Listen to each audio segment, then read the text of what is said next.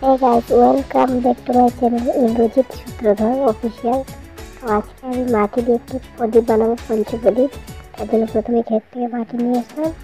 আসার পরে দেখুন মাটিটাকে জল দিয়ে প্রথম মাখতে হবে। মাখার পর তাকে হাত দিয়ে একটা গোল বানাতে হবে। তারপর প্রথমে বড় বাটি, একটা প্রদীপের মাঝখানে যে বড় বাটিটা থাকে সেটা দেখুন বাটিটা বানানো হয়ে গেল। এবার আস্তে আস্তে প্রদীপ বানাতে হবে। একটা ফার্স্ট প্রদীপ করে সুন্দর করে বাটির মতো গোল করে তারপর সাইডে দিয়ে হাত দিয়ে চেপে দেবো।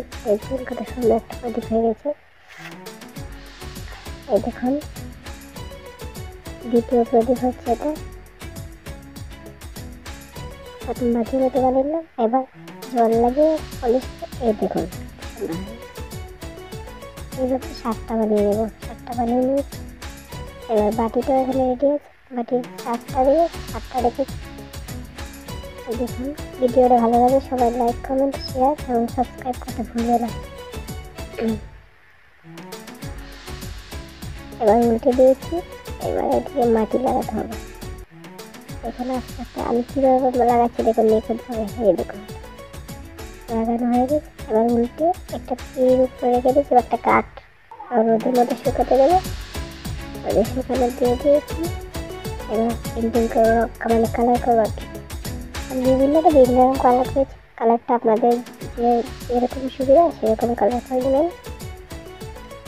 আমি মধ্যে সাদা করেছি, সাইডটাকে লাল দিয়ে দিচ্ছি।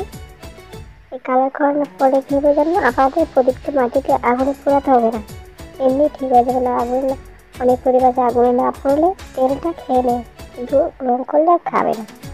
খেতের মাটি দিয়ে তো ওটা আঠালো মাটি থাকে, তো তেল এমনি খাবে না। এখন পিঙ্ক কালার করেছি, রেড কালার, হোয়াইট কালার, একটা নিয়েছি গোল্ডেন।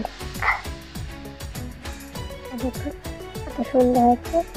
এটা আপনারা যে কোনো বড় পুজোয় বানাতে পারবেন। এটা আমার অ্যাকচুয়ালি লক্ষ্মী পূজার সময় বানানো হয়েছিল। ভিডিওটা আমি আপলোড করতে পারিনি, তার জন্য এখন আপলোড করছি। মধ্যে একটু পিছিয়ে করে গেলাম আপনাদেরকে। আমি মধ্যেখানে একটু স্বস্তিক চিহ্ন এঁকে নেব।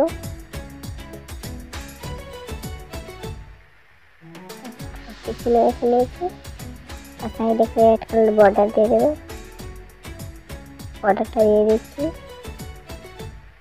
অলমোস্ট ডান, আমার সব রেডি হয়ে গেছে। আবার একটা ফটো দেখুন। ভিডিওটা ভালো লাগলে লাইক, কমেন্ট, শেয়ার করতে কেউ ভুলবেন না। Tata, bye bye.